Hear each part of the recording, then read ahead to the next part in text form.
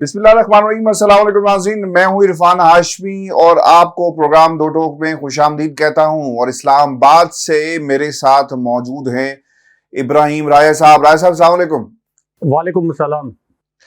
رائے صاحب، 3 خبریں ہیں میرے پاس جس پر ہم تفصیل سے بات کریں گے۔ پہلی خبر، قومی اسمبلی توڑنے کا اعلان کر دیا گیا ہے۔ کیا تاریخ سامنے آئی اور لڑائی کس بات کی ہے، اس کی تفصیل اپنے سننے والوں کے ساتھ ہم شیئر کریں گے۔ اور پھر عمران خان نے آرمی چیف پر حملے کی سازش کے حوالے سے پہلی مرتبہ کیا انکشاف کیا ہے، یہ بھی بتائیں گے دو ٹوک آج کی اس نشست کے اندر۔ اور پھر جنرل باجوہ نے خواجہ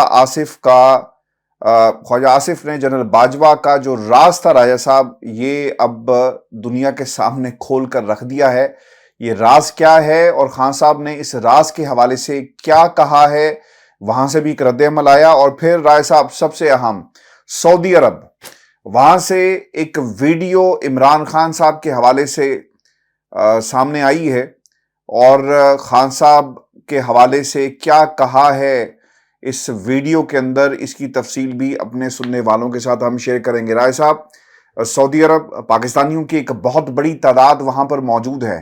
اگر میں یہ کہوں کہ پاکستانی دنیا بھر میں اگر عمران خان کے بارے میں یا پاکستان کی پہچان عمران خان ہے تو غلط نہیں ہوگا، اور یہ ایک فطری چیز آپ کو اور مجھے اور ہمارے سننے والوں کو ضرور لگے گی کہ Imran Khan cricket being a politician, یہ ان کی پہچان، اوبویسلی پاکستان کو بھی پہچان ایک نئی دی گئی، اور پاکستانی کہیں بھی ہوں تو اسے ضرور فالو کرتے ہیں۔ لیکن رائے صاحب، پاکستانیوں کے علاوہ دنیا میں ایک بہت بڑی تعداد ایسی بھی ہے لوگوں کی جو عمران خان کو نہ صرف فالو کرتے ہیں بلکہ انہیں مسلم امہ کا لیڈر سمجھتے ہیں۔ جو کچھ یونائیٹڈ نیشن میں ہوا، اسلاموفوبیا کا مقدمہ جس طرح لڑا، نبی پاک صلی اللہ علیہ وآلہ وسلم کے حوالے سے جس طرح دنیا بھر میں جو تحریکیں اور جس طرح سے گستاخی کی جاتی رہی، اس پر عمران خان نے کس طرح آواز بلند کی، اب یہ پہچان بن گئی ہے مسلم امہ کی۔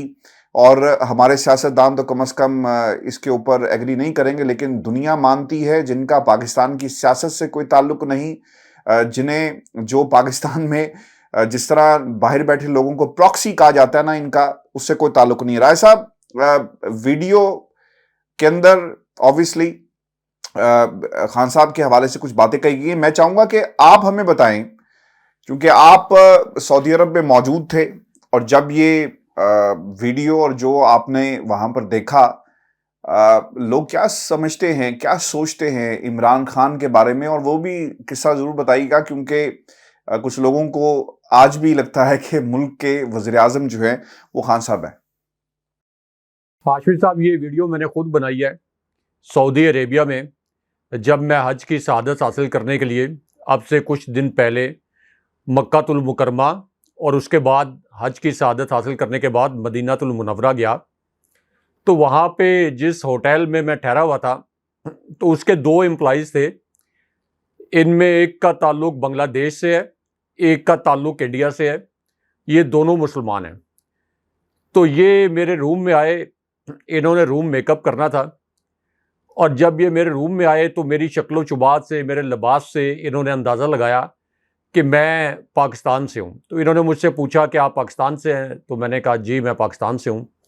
سلام دعا کے بعد انہوں نے مجھے کہا کہ عمران خان صاحب کیسے ہیں اور کیسی ان کی حکومت چل رہی ہے۔ تو میں نے ان کو بتایا کہ عمران خان صاحب کو تو حکومت سے ہٹا دیا گیا ہے، ایک رجیم چینج آپریشن کے تحت عمران خان صاحب کی حکومت ختم کر دی گئی۔ تو وہ بڑے حیران ہوئے، انہوں نے کہا کہ وہ تو مسلمانوں کے لیے اور پاکستانیوں کے لیے بہت اچھا کر رہے تھے۔ ان کا ایکسنٹ بھی ہمیں پتہ ہے کہ ہمارے بنگلہ دیشی بھائیوں کا اور اسی طرح انڈیا کے جو بھائی ہیں جب وہ اردو بولتے ہیں تو ان کا ایکسنٹ بھی تھوڑا آپ کو دلچسپ لگتا ہے۔ تو انہوں نے کہا کہ وہ تو بہت اچھا کام کر رہے تھے، تو کب ہٹایا ان کو؟ تو میں نے کہا کہ آپ چونکہ ظاہر ہے سعودی عربیہ میں جس طرح ہم اپنی محنت مزدوری کرتے ہیں بطور صحافی، انجینئر اپنی مزدوری کرتے ہیں، ڈاکٹرز اپنا کام کرتے ہیں، تو وہ بھی اپنا پروفیشنل ورک میں اتنے بزی ہوں گے کہ پاکستان کے حالات کو زیادہ اگریسولی فالو نہیں کر سکے۔ لیکن میں نے ان سے پوچھا کہ یہ میرے لیے بڑی دلچسپی کی بات ہے کہ آپ عمران خان صاحب کو جانتے بھی ہیں اور یہ بھی کہہ رہے ہیں کہ عمران خان پاکستان کے لیے اور مسلمانوں کے لیے بہت اچھا کر رہے تھے، تو انہوں نے یہ کہا، یہ ویڈیو بھی ابھی دکھاتے ہیں تھوڑا سا آگے چل کر، جو یہ ویڈیو جو میں نے خود بنائی ہے، تو انہوں نے کہا کہ ہم اس لیے انڈیا کے مسلمانوں میں عمران خان بہت پاپولر ہیں کہ مسلمانوں کا مقدمہ عمران خان صاحب نے عالمی سطح پر، مثال کے طور پر اسلامو فوبیا والا ایشو ہو یا دیگر مسلمانوں کے جو معاملات ہیں، تو عالمی سطح پر بڑے مؤثر طریقے سے اٹھایا. اور اسی طرح بنگلہ دیش میں جتنے بھی مسلمان ہیں، ظاہر ہے کہ وہاں پہ تو وسیع اور تعداد جو ہے وہ مسلمانوں کی ایک مسلمان ملک ہے. تو انہوں نے بتایا کہ بنگلہ دیش میں بھی عمران خان بہت مقبول ہے اور گھر گھر پتہ ہے لوگوں کو کہ عمران خان پاکستان کے سب سے بڑے لیڈر ہیں. اس کے بعد پھر میں نے ان سے پرمیشن لی، میں نے کہا کہ میں آپ کی ایک چھوٹی سی ویڈیو ریکارڈ کرنا چاہتا ہوں. تو انہوں نے کہا کہ کریں. پھر میں نے ان کی ویڈیو ریکارڈ کی، تو بجائے اس کے کہ میں ایکسپلین کروں کہ انہوں نے کیا الفاظ بولے، ہم وہ ویڈیو دکھاتے ہیں اور پروڈیوسر صاحب سے ریکویسٹ کرتے ہیں کہ یہ ویڈیو چلائیں. پہلے یہ ویڈیو دیکھ لیتے ہیں. یہ دو ہمارے مسلمان بھائی، ایک کا تعلق انڈیا سے اور دوسرے کا تعلق بنگلہ دیش سے ہے، جو بالکل ہی بے خبر تھے کہ پاکستان میں رجیم چینج کے بعد عمران خان کی حکومت کا تختہ الٹ دیا گیا، اور وہ آج بھی سمجھتے ہیں کہ پاکستان کا جو وزیر اعظم ہے وہ کوئی اور نہیں، عمران خان صاحب ہیں. انہوں نے کیا کہا یہ ملاحظہ فرمائیں. میں عمران خان کا فرینڈ ہوں. میں انڈیا سے ہوں، عمران کا بہت بڑا فین ہوں.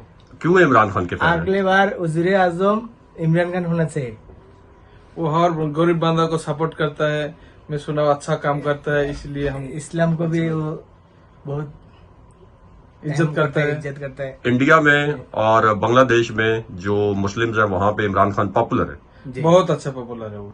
اچھا راج صاحب، خان صاحب نے army chief general Asim Munir پر حملے کے حوالے سے جو الزام لگایا جا رہا ہے ان کے اوپر، شہباز شریف صاحب کی طرف سے ایک ٹویٹ میں اس کا جواب دیا. پاکستان کے میڈیا پر تو خیر یہ نہیں چلایا جا رہا، لیکن خان صاحب نے کیا کہا وہ تمام نکات اپنے سننے والوں کے سامنے ہم پہلے رکھ دیتے ہیں. خان صاحب یہ کہتے ہیں کہ جب میں برطانیہ میں کیس لڑ رہا تھا تو وہ میڈیا کی ہیڈ لائن تھا، برطانیہ کے ایک وکیل میرا کیس لڑ رہے تھے، وکیل کہتا تھا کہ اگر آپ نے مجھ سے جھوٹ بولا تو آپ کو 3 سال کی سزا جو ہے وہ سنائی جا سکتی ہے. ان کا اخلاقی معیار اتنا زیادہ تھا، وہ کہتے تھے کہ عدالت میں آپ نے سچ بولنا ہے. مجھے خوف آ رہا ہے کہ یہ ملک جا کہاں رہا ہے. میرے لیے آسان ہے کہ کہیں بھی جا سکتا ہوں، لیکن لوگ کیا کریں گے. پھر انہوں نے مولانا روم سے کا حوالہ دیا. وہ یہ کہتے ہیں کہ جب پوچھا گیا کہ قوم کیسے مرتی ہے تو انہوں نے کہا کہ جب اچھے اور برے کی تمیز ختم ہو جائے اور ایک آدمی فیصلہ کرتا ہے کہ حکومت گرانی ہے. باجوہ نے یہی کیا. آج خواجہ آصف بھی کہہ رہا ہے کہ 1 سال بعد ہی باجوہ ایسی باتیں کرتا تھا. اس ساری صورتحال کا ذمہ دار جنرل باجوہ ہے. 180 سے زائد کیسز مجھ پر ہو گئے، لیکن اس کے باوجود IMF معاہدے میں ہم نے پاکستان کا ساتھ دیا، حکومت کا ساتھ دیا. جنرل باجوہ نے اعظم سواتی کو مار پڑوائی اور تشدد کرایا. ایک ٹویٹ کے اوپر شہباز شریف کے بیٹوں کے بینک اکاؤنٹس میں 16 ارب آتے ہیں. ایک ساکھدار نے اقرار کیا کہ میں پیسہ باہر بھیجتا تھا. حدیبیہ پیپر ملز میں ان کا اصل پیسہ باہر پڑا ہوا ہے، جب ضرورت پڑتی ہے تو پاکستان میں یہ پیسہ واپس لے کر آتے ہیں. شہباز شریف نے FIA میں تبدیلیاں کی. ڈاکٹر رضوان مر گیا، مقصود چپراسی کو مر گیا، اور پھر سارے کیس ختم ہوتے گئے. آصف علی زرداری کے فیک اکاؤنٹس کے کیس تھے. زرداری کی جنرل باجوہ سے ڈیل ہوتی ہے اور وہ پاک ہو گیا. جب ہمارا دور آیا تو جنرل باجوہ کے پاس نیب تھی، وہ سارے کیسز رک گئے. اسحاق ڈار بھاگ گیا، حمزہ شہباز بھاگ گیا، لیکن میں نہیں بھاگا کیونکہ میں حق پر ہوں. نیب نے 480 ارب روپے ہمارے دور میں ریکور کیا. 1100 ارب روپے رہتا تھا تو انہوں نے نیب ترامیم کر دی اور نیب چیئرمین اپنا لے کر آ گئے. 6 مختلف قسم کے میرے اوپر کیسز ہیں.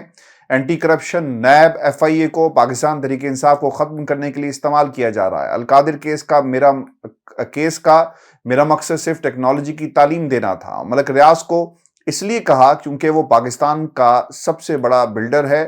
ہم جلدی کام کروانا چاہتے تھے اس پروجیکٹ پر. NCA کی ملک ریاض سے ڈیل ہوئی. نیشنل کرائم ایجنسی کا انہوں نے حوالہ دیا. ہمارے سامنے صرف یہ فیصلہ آیا کہ اگر آپ اس چیز کو کانفیڈینشیل رکھیں گے تو یہ پیسے پاکستان آ جائیں گے، ورنہ ہمیں برطانیہ جانا پڑتا، وہاں کیس کرنا پڑتا اور پھر معاملات لٹک جاتے. ہم چاہتے تھے کہ پاکستان پیسہ واپس آ جائے.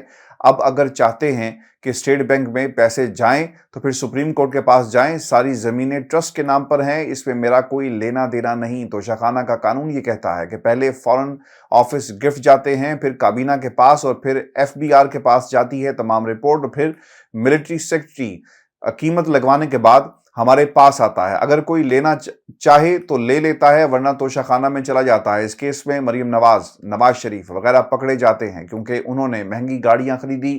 قانون کے مطابق آپ گاڑیاں نہیں خرید سکتے۔ مریم نواز نے گاڑی ڈکلیئر ہی نہیں کی، مجھے بھی گاڑی ملی تھی۔ نواز شریف نے سالوں گاڑی چلائی اور یوسف زیگلانی کے دور میں ڈکلیئر کی۔ انہوں نے قانون توڑا ہوا ہے۔ میرے اوپر کیس کیے، میں نے اپنی بہن کو 6 ارب کی زمین دلوائی۔ یہ اتنے ڈفر ہیں کہ میری بہن نے چیک سے پیسے دیے۔ اس نے ایک چیک 25 اپریل اور دوسرا 2 جون 2022 کو چیک دیا۔ میں وزیر اعظم نہیں تھا تو کیسے اثر انداز ہو سکتا تھا؟ میرے اوپر قتل کے کیس ہیں۔ کوئٹہ میں قتل ہوتا ہے ایک شخص اور 4 گھنٹے میں شہباز شریف کا وزیر مجھ پر الزام لگا دیتا ہے۔ اس کے بیٹے کو پولیس اٹھاتی ہے اور اس کا سافٹ ویئر اپڈیٹ کر کے میرے نام کی FIR کٹوا دی جاتی ہے۔ اس وکیل کی بیوی کہتی ہے کہ ہمارے خاندانی دشمنی تھی اور اس کے نتیجے میں یہ سب کچھ ہوا۔ شہباز شریف لوگوں کو قتل کرنے کے ماسٹر ہیں۔ عابد باکسر کا انہوں نے ایک شاٹ دکھایا جس میں عابد باکسر مبشر لقمان کے شو میں کہہ رہے ہیں کہ میں SHO سبزہ تھا اور مجھے پیغام بھجوایا گیا کہ شہباز شریف 5 بندے مروانا چاہتے ہیں۔ میں نے انکار کیا اور پھر عمر ورک نے سبزہ میں 5 بندے بروائے۔ گارڈین میں کہا جاتا ہے کہ 850 ایکسٹرا جوڈیشل کلنگ شہباز شریف کے دور میں ہوئی، اور پھر ایمنسٹی انٹرنیشنل نے اس بات کی تصدیق کی کہ واقعی ایسا ہوا۔ شہباز شریف نے مجھ پر الزام عائد کیا کہ میں آرمی چیف کو قتل کرانا چاہتا ہوں۔ جو چور ہمیشہ چور کی طرح سوچتا ہے، اس لیے یہ ایسے الزام لگا رہے ہیں۔ مریم نواز کی ویڈیوز موجود ہیں کہ یہ نیب آفس پر پتھراؤ کرتے ہیں، لیکن اس پر کوئی کیس نہیں ہوا۔ یہ مجھ پر دہشت گردی کے پرچے کر رہے ہیں۔ 9 مئی کو کمانڈو ایکشن کے ذریعے مجھے اٹھایا گیا اور اس کے اوپر چوری جو ریئیکشن آیا وہ ایک فطری چیز تھی۔ ظلم ہو رہا ہے اور امن کا احتجاج، یعنی امن سے احتجاج جو ہے ملک میں ہونا چاہیے، لیکن پاکستان کے اندر اس احتجاج کی بھی اجازت نہیں ہے۔ رائے صاحب، یہ تو وہ باتیں ہیں جو خان صاحب نے کہی۔ پہلی دفعہ ریئیکشن ڈائریکٹ آیا ہے اور شہباز شریف کو یقیناً اس کا جواب دینا پڑے گا، کیونکہ جس دن سے یہ الزام لگایا گیا، پراکسیز کا ذکر کیا گیا، کم از کم رائے صاحب پاکستان سے باہر بیٹھے ہوئے پاکستانی ضرور پریشان ہیں، اور وہ لوگ جن کے پیارے اور جن کا ملک پاکستان ہے، جو پاکستان میں، وہ بھی پریشان ہے کہ ان کی لڑائیوں میں نقصان سب سے زیادہ اس ملک کا ہو رہا ہے، جمہوریت کا ہو رہا ہے۔ کچھ لوگ کچھ عرصے کے لیے آئے ہیں، اس کے بعد یہ چلے جائیں گے، ان کا نام لینے والا بھی کوئی نہیں ہوگا، لیکن نقصان یہ پاکستان کا ہو رہا ہے۔ اور جہاں ہم کہتے ہیں نا کہ 75 سالوں میں رائے صاحب کچھ نہیں ہوا، اب بھی کچھ نہیں ہوگا، تو یہ 75 کے 78 ہو جائیں گے اور 78 کے 85 ہو جائیں گے، یہ سب کچھ اسی طرح چلے گا۔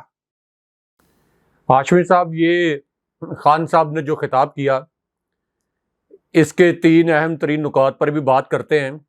آگے چل کر GHQ سے جڑی ایک سٹوری بھی اپنے ویورز کے ساتھ شیئر کرتے ہیں۔ اب خان صاحب کا یہ خطاب ایک ایسی صورتحال میں جب عمران خان صاحب کو ٹی وی پر بین کیا گیا ہے، ان کی تقریروں پر پابندی لگائی گئی ہے، لیکن آج جب میں یہ خطاب سن رہا تھا، اس کے بعد میں نے ایک رف کیلکولیشن کرنے کی کوشش کی کہ عمران خان صاحب کا خطاب، عمران خان صاحب کے اپنے YouTube چینل، اس کے بعد دیگر ایسے چینلز جو کہ عمران خان صاحب کا خطاب براہ راست نشر کرتے ہیں تاکہ وہ چینل بھی مقبول ہو جائیں، ان کو ملا کر یہ کوئی 8.5 ملین اس کے ویوز بنتے ہیں۔ اس کے بعد کوئی 200 کے قریب ویلاگز ہوئے ہیں۔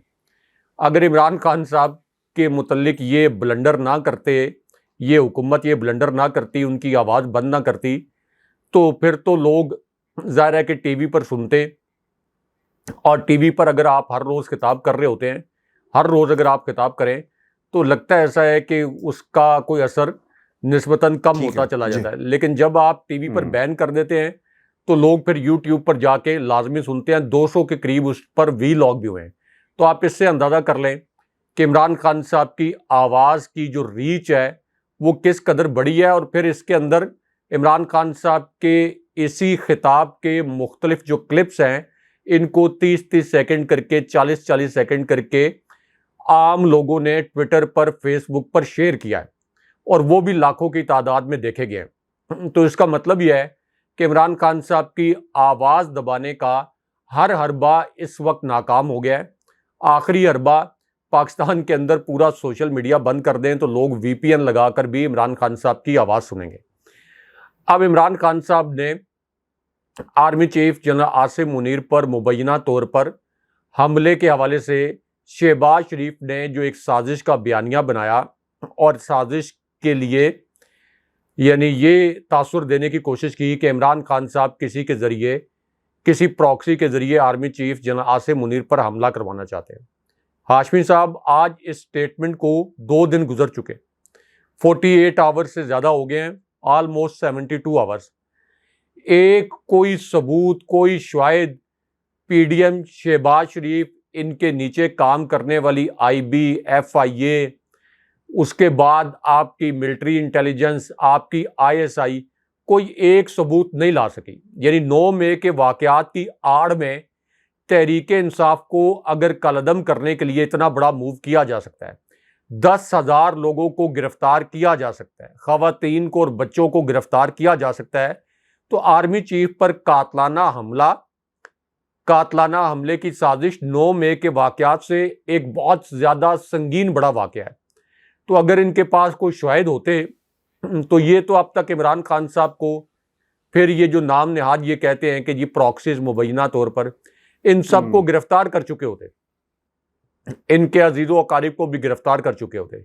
تو 3 دن کے بعد بھی سیاسی لحاظ سے شہباز شریف کو بطور پرائم منسٹر سیاسی لحاظ سے اور اس حکومت کو کوئی سیاسی شرم نہیں ہے کہ کس طریقے سے انہوں نے آرمی چیف کے آفس کو انہوں نے بدنام کیا ہے، اس کی ساکھ متاثر کی ہے، آرمی کا جو ڈسپلن ہے اور آرمی کا جو سیکیورٹی نظام ہے اس کے اوپر سوالات کھڑے کیے ہیں، صرف اور صرف سیاسی مقاصد حاصل کرنے کے لیے اور یہ تاثر دینے کے لیے کہ عمران خان صاحب آرمی چیف کے خلاف سازش کر رہے ہیں تاکہ آرمی چیف عمران خان صاحب کے خلاف کوئی اقدام کریں یا فوج کے کوئی سینٹیمنٹ جو ہیں وہ عمران خان صاحب کے خلاف ہو جائیں۔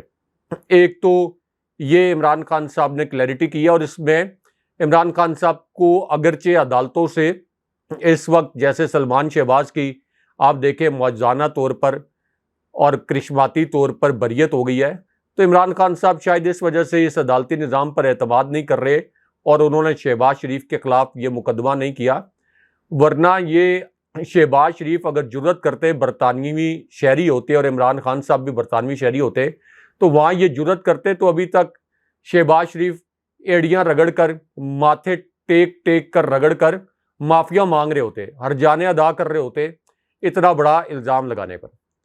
دوسری بات یہ ہاشمی صاحب کہ اس وقت عمران خان صاحب کے اوپر آپ نے جو کیسز بنائے ہیں وہ کوئی مالی کرپشن کے کیسز نہیں ہیں۔ وہ کیسز کس قسم کے ہیں؟ ایک تو ملٹری سیکرٹری والی خبر جو ہم نے یہیں بریک کی تھی اسی پلیٹ فارم پر، آج وہ عمران خان صاحب نے بھی اس کی تصدیق کر دی۔ ہم نے بتایا تھا کہ نیب میں یہ جو سوال جواب ہوئے اور پھر ملٹری سیکرٹری کا ذکر بھی آیا، تو خان صاحب نے بھی آج ملٹری سیکرٹری کا ذکر کر دیا۔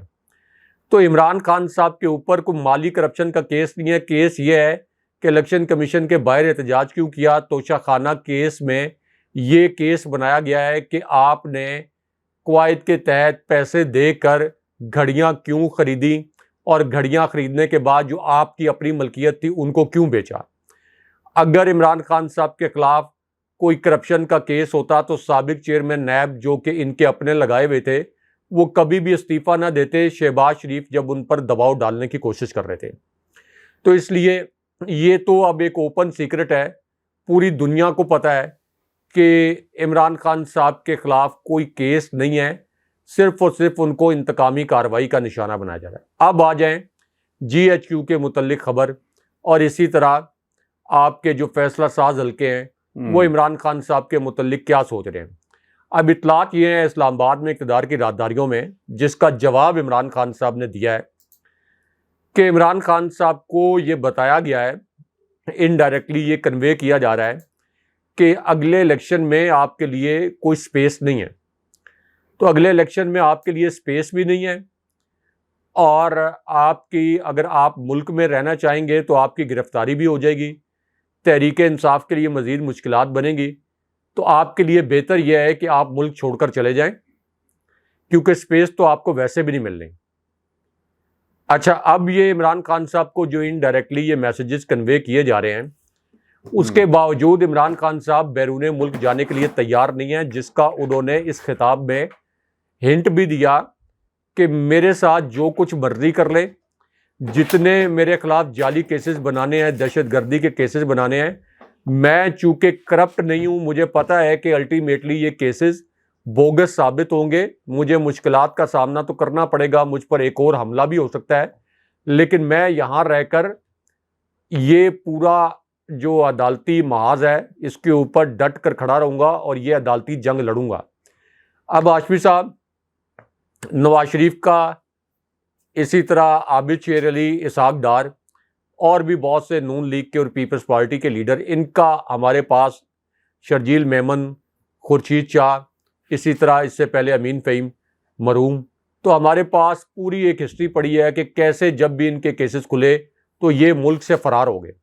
لیکن عمران خان صاحب اگر یہاں پر کھڑے ہیں تو اس کے پیچھے کانفیڈنس کی وجہ یہ ہے کہ عمران خان صاحب کو پتہ ہے کہ جتنے بھی سرویز آ رہے ہیں، ایک تو وہ ظاہر ہے کہ ویسے بھی جب تقریر کرتے ہیں تو ان کو پتہ ہے کہ ان کی تقریر کو کتنے وسیع پیمانے پر سنا جاتا ہے، ان کو یہ بھی پتہ ہے کہ انسانی حقوق کی بدترین خلاف ورزیوں پر عالمی سطح پر آواز اٹھنا شروع ہوگی، اور سب سے بڑی بات یہ ہے کہ ان کو یہ پتہ ہے کہ عوام ان کے ساتھ کھڑے ہیں، اور اگر پورے کے پوری پی ٹی آئی بھی توڑ لی جائے، تمام رہنما شاہ محمود قریشی سمیت تمام رہنما بھی عمران خان صاحب سے الگ ہو جائیں، تو ووٹ اسی کو ملے گا جس پر عمران خان صاحب ہاتھ رکھیں گے، جس کے پاس عمران خان صاحب کا ٹکٹ ہوگا.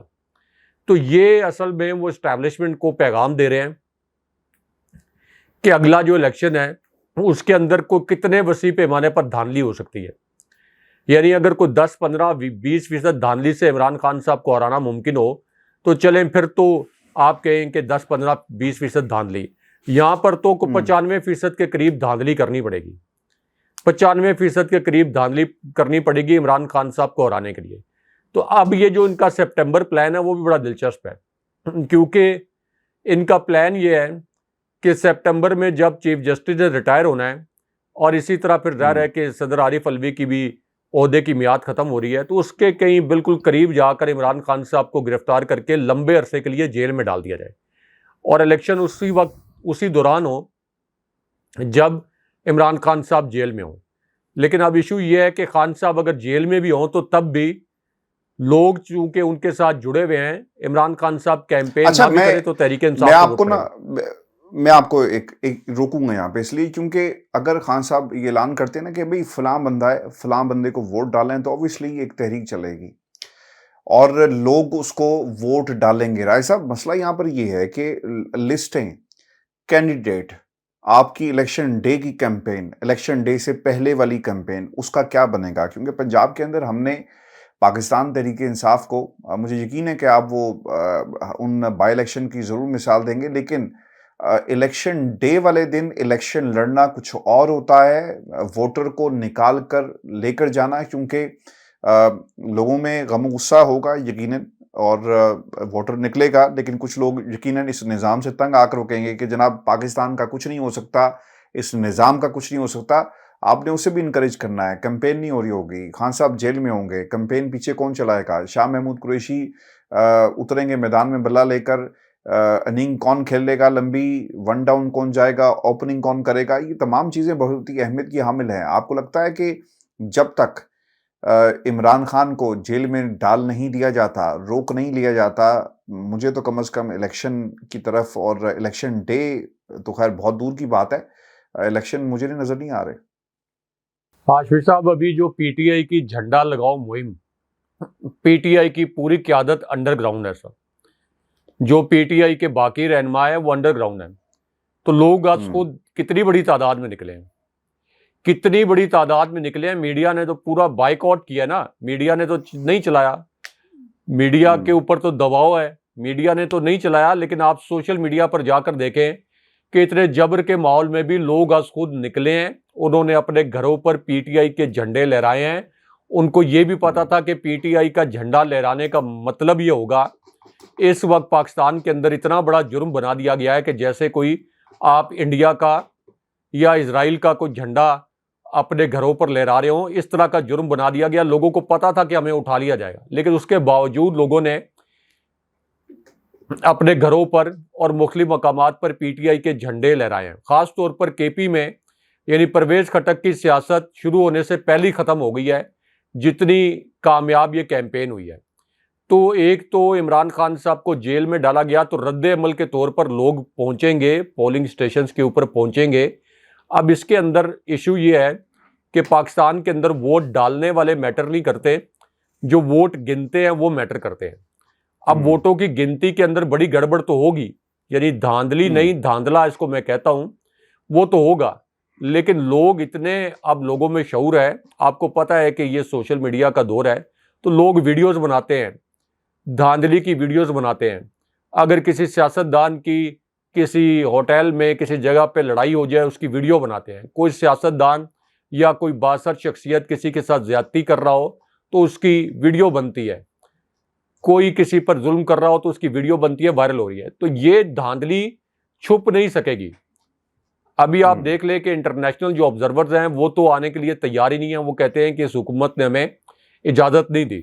لیکن الٹیمیٹلی اس صورتحال میں اگر الیکشن اتنا زیادہ دھاندلی زدہ ہوگا تو اس کی ساکھ نہیں ہوگی. جب ساکھ نہیں ہوگی تو اس کا مطلب یہ ہے کہ پاکستان کے اندر سیاسی عدم استحکام رہے گا.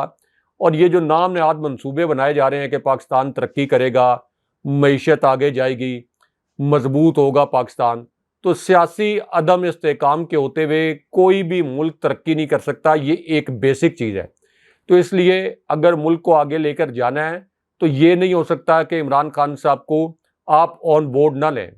80% عوام جو ان کے ساتھ کھڑے ہیں ان کو آپ بحیرہ میں غرق نہیں کر سکتے, ان کو بارڈر پار نہیں کرا سکتے, ان 80% عوام کو گولیاں نہیں مار سکتے. کوئی فوج, کوئی پولیس, کوئی سپریم کورٹ, کوئی الیکشن کمیشن اپنے عوام کے سامنے نہیں کھڑا ہو سکتا. کیا آپ 80% عوام کو گولیاں ماریں گے؟ کیا کریں گے؟ ایک پروٹیسٹ کی نئی لہر شروع ہو جائے گی, عمران خان صاحب دوبارہ کوئی دھرنا دے دیں گے, تو سیاسی عدم استحکام تو رہے گا. تو اتنے بڑے لیڈر کو آپ اس طرح سے سیاسی دیوار کے ساتھ نہیں لگا سکتے. سرنگ کے پار اندھیرا ہی اندھیرا ہے آشوی صاحب, سرنگ کے پار کوئی روشنی نہیں ہے. میں دو چیزیں بڑی اہمیت کی حامل ہیں رائے صاحب. اندھیرا تو ہے, لیکن اب یہ دو باتیں سامنے آئی. ایک تو رانا ثناءاللہ نے کہا جی کہ پی ٹی آئی کے اوپر پابندی لگا دی جائے, اور الیکشن میں اگر آپ نے جانا ہے تو پی ٹی آئی پر پابندی لگا کر آپ کو آگے جانا ہوگا. اور پھر نواز شریف کے ریلیف کے حوالے سے انہوں نے بات کی. لیکن یہ جو پابندی والی بات ہے, میں چاہوں گا کہ آپ اس پہ کمنٹ کر دیں. اور پھر یہ بھی ہے کہ پاکستان پیپلز پارٹی کی طرف سے باقاعدہ طور پر اب یہ مطالبہ سامنے آ گیا, یعنی مطالبہ تو نہیں ہے, یہ ایک سجیشن ہے جو دی گئی ہے کہ 8 اگست کو تمام اسمبلیاں تحلیل کرنے کی تجویز دے دی گئی ہے. اس کا مطلب ہوگا کہ 90 روز میں انتخابات. اور اس سے یہ لگ رہا ہے کہ پاکستان پیپلز پارٹی کو شاید مزید وقت کی ضرورت ہے, اور ان کے پاس وقت کم ہے, مقابلہ سخت ہے. زیادہ ہورس ٹریڈنگ سے پہلے والی جو ٹریڈنگ ہے وہ آپ نے کرنی ہے, لوگوں کو اپنے قبیلے میں شامل کرنا ہے, جوڑ توڑ ہوگی, سیٹ ایڈجسٹمنٹ ہوگی, پنجاب میں مضبوط امیدوار جو ہیں وہ کھڑے کیے جائیں گے. تو ایسا لگ رہا ہے کہ پیپلز پارٹی کی تیاری نہیں ہے, اور نون لیگ جو ہے وہ شاید تیار بیٹھی ہے. کیونکہ یہ بھی کہا جا رہا ہے کہ جو ایک کمیٹی تھی انتخابی اصلاحاتی کمیٹی کا, جو ایک ڈھونگ تھا, اس سے زیادہ کچھ نہیں تھا, جس میں پاکستان تحریک انصاف کو شامل ہی نہیں کیا گیا, تو پھر یہ کس قسم کی کمیٹی اور کس قسم کی اصلاحات جو ہیں وہ کی جائیں گی. اور پھر اس کے اندر یہ بھی نقطہ انتہائی اہمیت کا حامل ہے کہ اگر پاکستان تحریک انصاف رائے صاحب اس کمیٹی میں شامل نہیں ہے تو کیا یہ اصلاحات قابل قبول ہوں گی, اور الیکشن کمیشن اس حوالے سے کیا کہے گا؟ رائے صاحب, یور ٹیک. دیکھیں آشوی صاحب, اگر 12 اگست کو قومی اسمبلی تحلیل ہوتی ہے تو پھر 60 دن کے اندر الیکشن ہوگا. اگر 12 اگست سے پہلے اسمبلی تحلیل ہوتی ہے, اپنی مدت پوری نہیں کرتی, تو پھر 90 دن میں الیکشن ہوگا. اب یہ بھی ایک انتہائی بزدلانہ اقدام ہے کہ آپ یہ کہیں کہ ہم 11 اگست کو 10 اگست کو اسمبلی تحلیل کر دیں گے تاکہ ہمیں 30 دن مزید مل جائیں تحریک انصاف کو کچلنے کے لیے. دوسرا جو آپ نے کہا کہ پی ایم ایل این کوئی تیاری کرنا چاہتی ہے یا پیپلز پارٹی تیاری کرنا چاہتی ہے، تیاری نہیں کرنا چاہتے. ان کی کامیابی کا دار و مدار اور اس کے لیے یہ دیکھ رہے ہیں اسٹیبلشمنٹ اور الیکشن کمیشن کی جانب. الیکشن کمیشن تو ظاہر ہے کہ پہلی پی ڈی ایم کی بی ٹیم بنا ہوا ہے، تو یہ اس وقت دیکھ رہے ہیں اسٹیبلشمنٹ کی جانب، کیونکہ ان کو یہ پتہ ہے یہ جو رانا ثناء اللہ نے بات کی ہے کہ تحریک انصاف کو کالعدم کیا جانا چاہیے، یہ تو اعتراف شکست ہے الیکشن میں. یعنی الیکشن میں انہوں نے ہار مان لیا ہے، کیونکہ ان کو پتہ ہے کہ 270 رہنما ہم توڑ چکے ہیں پی ٹی آئی کے لوگوں کو خوفزدہ کرنے کے لیے ہر حربہ ہم نے آزما لیا.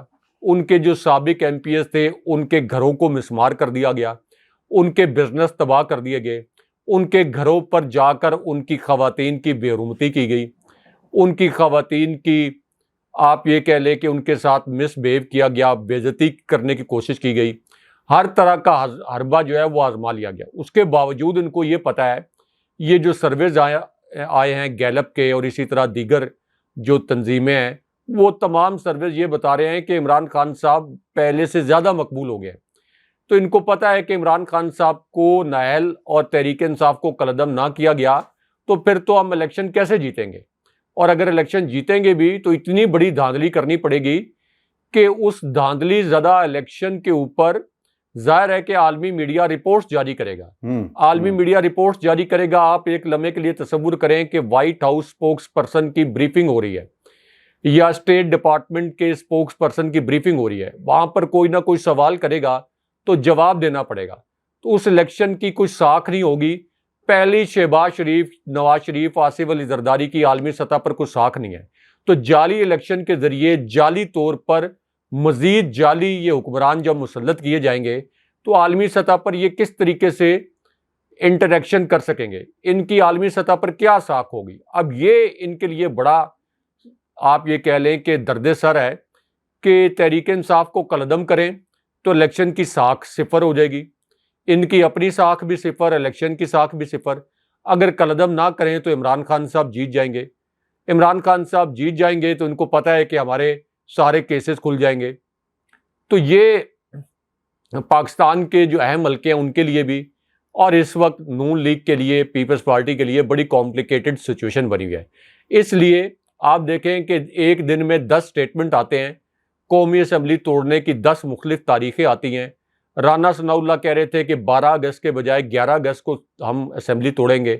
نوید قمر یہ کہتے ہیں کہ ہم نے یہ تجویز دی ہے کہ 8 اگست کو اسمبلیاں توڑ دی جائیں، اسمبلیاں تحلیل کر دی جائیں، یعنی سندھ اسمبلی بھی اور یہ بھی، تاکہ سندھ اسمبلی کا الیکشن بھی آگے 90 دن کے بعد جا کر ہو اور اسی طرح قومی اسمبلی کا الیکشن بھی 90 دن کے بعد ہو. اگر یہ سوچ رہے ہیں کہ کوئی لمبا کیئر ٹیکر سیٹ اپ آ جائے تو لمبا کیئر ٹیکر سیٹ اپ بھی ممکن نہیں ہوگا. اگرچہ اس وقت جسٹس فائز عیسیٰ چیف جسٹس بن چکے ہوں گے، لیکن جسٹس فائز عیسیٰ چیف جسٹس کے طور پر اپنا مائنڈ تو شو کر چکے ہیں کرپٹ ٹولے کے ساتھ، جس طریقے سے وہ جا کر بیٹھے اور فوجی عدالتوں کے بینچ پر بھی، فوجی عدالتوں سے جڑی پٹیشن کا جو بینچ، اس میں بھی جو ان کا ایک بیہیویئر رہا ہے، اس سے بھی یہ ثابت ہو گیا کہ جسٹس فائز عیسیٰ کے فیصلے جو ہیں وہ یک طرفہ ہوں گے عمران خان صاحب کے خلاف، تحریک انصاف کے خلاف. لیکن اس کے باوجود اس قسم کا الیکشن یہ جسٹس فائز عیسیٰ کے کریئر پر بھی ایک بہت بڑا داغ بن جائے گا. داغ تو ان کے کریئر پر پہلے ہی لگ گئے ہیں، پہلے ہی ان کے کریئر پر داغ لگ گیا جب وہ پارلیمنٹ گئے تھے بھیس بدل کر اور میک اپ کر کے، لبادہ اوڑھ کر ایک سیاستدان کا. تو اس کے بعد جسٹس فائز عیسیٰ کے بطور چیف جسٹس ایک بہت بڑا داغ لگا رہے گا. اور اگر 1 سال سے الیکشن ڈیلے کرتے ہیں تو پھر ظاہر ہے کہ جسٹس اعجاز الحسن چیف جسٹس بن جائیں گے. تو اس وقت ان کے لیے یہ بھی ایک ایشو ہے کہ ایک تو عمران خان صاحب کو نائل کیسے کریں، دوسرا یہ کہ 13 جماعتوں نے مل کر پاکستان کو لوٹنا ہے. تو عہدے کہاں کہاں بانٹیں، سیٹیں کہاں کہاں بانٹیں، کس طریقے سے ایک دوسرے کو اکوموڈیٹ کریں. اور یہ صدر کے عہدے پر تو بڑی زبردست لڑائی اور بڑی زبردست چپکلش ہے، کیونکہ جس طریقے سے انہوں نے چیئرمین پی سی بی کا عہدہ آصف زرداری نے چھینا ہے، نواز شریف سے اور شہباز شریف سے چیئرمین پی سی بی کا عہدہ چھینا گیا. نجم سیٹھی صاحب کو الگ کر کے ذکا اشرف کی جھولی میں زبردستی بلیک میلنگ کے ذریعے یہ عہدہ ڈالا گیا. اب ایک عدالتی جنگ جاری ہے اس پر. تو آگے اب پیپلز پارٹی کہہ رہی ہے کہ صدر کا عہدہ ہمیں دیں क्योंकि उनको पता है कि प्राइम मिनिस्टर तो उनका नहीं बन सकता, तो कहते हैं सदर का ओहदा हमें दे। अब ये ब्लैकमेल करने के लिए कह रहे हैं कि वरना फिर हम बिलावल जरदारी वज़ीर-ए-आज़म, यानी ये इन्होंने एक अंधेर नगरी मचाई हुई है कि आवाम के वोट मैटर नहीं करेंगे, ये अंदर खाते जो डील करेंगे वो मैटर करेंगे। लेकिन हाशमी साहब अल्टीमेटली आवाम अपना हक लेने के लिए खड़े होंगे। आवाम को इमरान खान साहब की कॉल का वेट नहीं करना चाहिए, आज खुद बाहर निकलना चाहिए। अगर वक्त पर इलेक्शन नहीं होता तो पूरी दुनिया में फिर जो आपके ऐवान होते हैं उनका घेराव किया जाता है। श्रीलंका की मिसाल और पूरी दुनिया की मिसाल हमारे सामने है, जमहूरियत के लिए बाहर आना पड़ता है। तो फिर ये श्रीलंका जैसे हालात यहाँ पर पैदा होंगे। ऑलरेडी वैसे श्रीलंका जैसे ही हालात हैं। तो इस पूरी सूरत-ए-हाल में इमरान खान साहब को और तहरीक इंसाफ को माइनस करना मुश्किल ही नहीं बल्कि नामुमकिन भी है। बहुत शुक्रिया राय साहब। व्यूअर्स, ये शो था आज का हमारा। अपने कमेंट्स भेजें, चैनल को जरूर सब्सक्राइब करें। मुझे और इब्राहिम राय साहब को इजाज़त दीजिए। अल्लाह ने के बाद। अल्लाह ने के बाद।